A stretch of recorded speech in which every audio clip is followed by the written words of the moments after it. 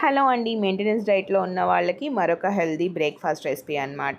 So, నేనైతే ఇక్కడ 2 cups of శనగపిండి తీసుకున్నాను. దీన్ని బేసన్ పౌడర్ అని గూడా అంటారు. మనం ఇంకా సింపుల్‌గా చెప్పాలంటే బేసిన్ చిల్లా అని గూడా అంటారు.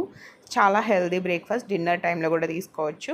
సో, నేనైతే 2 కప్స్ ఆఫ్ శనగపిండి తీసుకొని కొంచెం పసుపు, సాల్ట్, కారం అలాగే కొంచెం జీలకర్ర అనేది వేసుకొని మంచిగా వాటర్ పోసుకొని మనకి దోస బటర్ ఎట్లా ఉంటుంది అట్లాగా కలుపుకొని పక్కన పెట్టుకోవాలన్నమాట. ఉండలు లేకుండా కలుపుకోండి. ఉండలు ఉంటే అంత బాగోదు. అలాగే దానిలోకి కొన్ని ఆనియన్స్, అలాగే కొన్ని స్పినాచ్. సో, నేనైతే స్పినాచ్ ఎక్కువ ప్రిఫర్ చేస్తాను. బట్ ఇప్పుడు స్పినాచ్ లేదని లెట్యూస్ అయితే వేసుకున్నాను. సో, లెట్యూస్ అనేది కూడా ఒక గ్రీనే అనమాట. మనకి ఆల్ గ్రీన్స్లో ఇది ఒక వన్ టైప్ ఆఫ్ ఎక్కువ న్యూట్రిషన్ వాల్యూస్ ఉంటాయి. మీరు స్పినాచ్ కూడా ప్రిఫర్ చేయొచ్చు ఈ లెట్యూస్ ప్లేస్లో.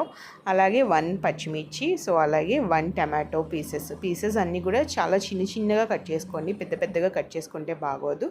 చాలా చిన్నగా ఉండాలి. అలాగే హాఫ్ క్యాప్సికమ్, బిగ్ సైజ్ ఉందని హాఫ్ అయితే క్యాప్సికమ్ పీసెస్ కట్ చేసుకొని మంచిగా వేసుకున్నాను. అలాగే మెయిన్ ఇంగ్రీడియంట్ క్యారెట్ అండి. క్యారెట్ అస్సలు మిస్ చేయొద్దనమాట. చాలా హెల్తీ, పిల్లలకి ఇంకా మంచిది. సో, క్యారెట్ తురుము కూడా ఇలా వేసుకోండి, పీసెస్లా కట్ చేయకుండా. ఇలా అయితే మంచిగా డైజెషన్ అయిద్ది అనమాట. సో, హెవీ అనిపించదు. కొంతమందికి హెవీ అనిపిస్తుంది అంటున్నారు, అందుకని ఇలా వేసుకుంటే నో ప్రాబ్లం.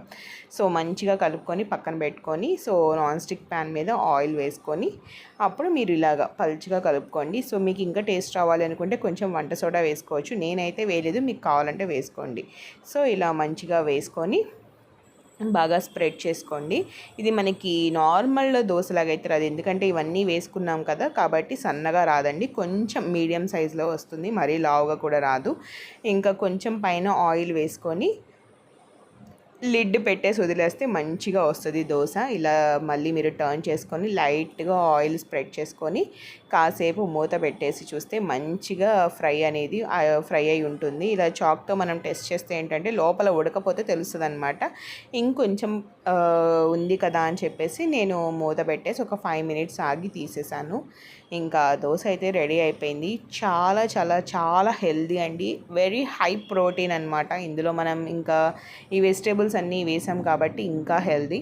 సో, మీ స్టమక్ మంచిగా ఫిల్ అవుతుంది. లో క్యాలరీస్, ఎక్కువ ఫ్యాట్ కూడా ఉండదు. చాలా బాగుంటుంది. ఫైనల్గా దీన్ని పల్లి చట్నీతో కాకుండా ఇలాగా అల్లం చట్నీతో, పండుమిర్చి చట్నీతో ఇలాగా మీరు ప్రిఫర్ చేసుకొని తీసుకుంటే చాలా హెల్దీగా ఉంటారు. మంచిగా మీరు కూడా ప్రిపేర్ చేసుకొని ట్రై చేయండి.